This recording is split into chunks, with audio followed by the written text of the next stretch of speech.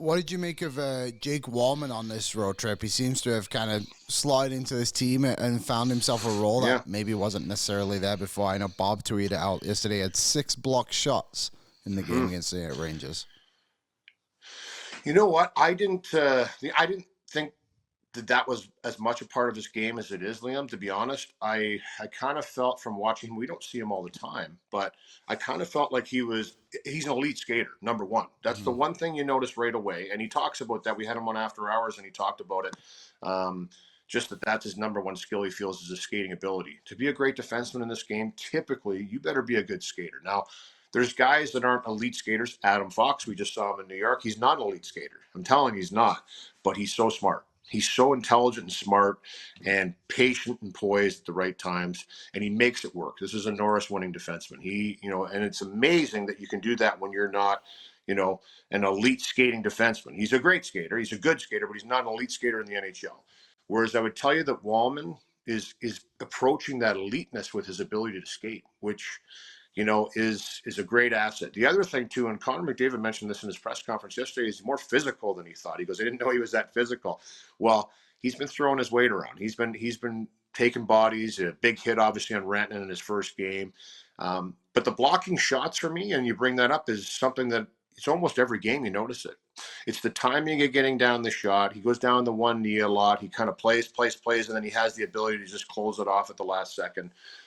Which, you know what, when you're trying to defend, I think blocking shots is so critical. And the timing of the block shots, I think, is critical. So I thought he had a really strong start. I think that, obviously getting into a team, all the emotion of the trade, coming in, traveling here, then all of a sudden jumping to New York, back-to-back games in New York. I thought there was a little fatigue, or it set in, but that was everybody, not just Jake. I thought the whole team looked a little bit fatigued. At times where they really had to dig in and grind. It was a grindy road trip. They were not easy games.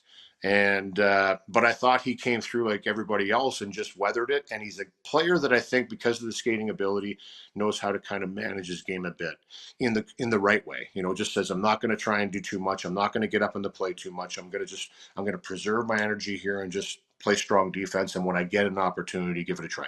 I think as this goes along, we're going to see him kind of come out a little bit more offensively, because right now I think he's so concentrated on the system, trying to be good defensively, that he's not really jumping on the offense. But I think once he gets a little confidence with the team and the players and understands guys a little bit more, you're going to see him start to do that.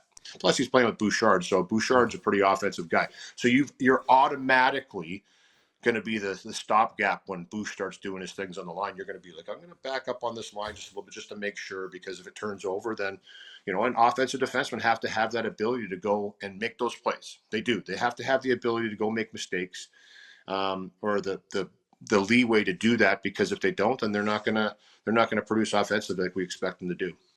Yeah, I think the other thing too with Walman is just like, to be very blunt, he has only played on losers in his NHL career. Like, when was the last time he had to play a big game in April? I know they're pros and they take every game seriously, but like, I really do think, one, if he goes next to Darnell Nurse, he can start to be a little bit more aggressive than when he's playing with Bouchard. He'll get more comfortable in the system, like you said.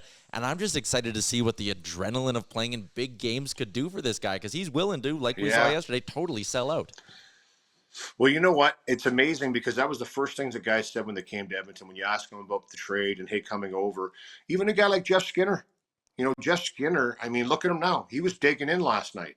He gets himself in the lineup. And when we're talking about Jeff Skinner drawing penalties, when we're talking about him back checking, when we're talking about him in scrums and competing, I think that's all that anybody really kind of was a little worried about at the start. You can't be a perimeter guy that just kind of doesn't really get involved. And quite frankly, Jeff Skinner is an interior guy. He's a guy that when he gets to the inside, that's where he scores a lot of his goals. He scores a lot of his goals around the net. He's got great hands. But I think that the opportunity to play meaningful games, like you're talking about, Ty, and the opportunity to go into the playoffs and maybe play playoff games, I think that's overwhelming for players that have been in the league for a long time that haven't seen a lot of playoffs. They understand that there's only so many chances and the careers are only so long. So I think that that energy and that excitement, I agree with you. I think that can rub off on a lot of people. And Jake Walman seems really excited about playing meaningful games. Like you said, he didn't play on a very good team in Detroit, and he was in San Jose, and he was their best defenseman there, top producing defenseman. But that's all fine and dandy. Every single guy wants to get into the playoffs and have a chance of winning the Stanley Cup, period. What's up, Nation citizens? If you like that video, then you need to be subscribed to the Oilers Nation YouTube. Podcasts, live shows, exclusive interviews, and analysis.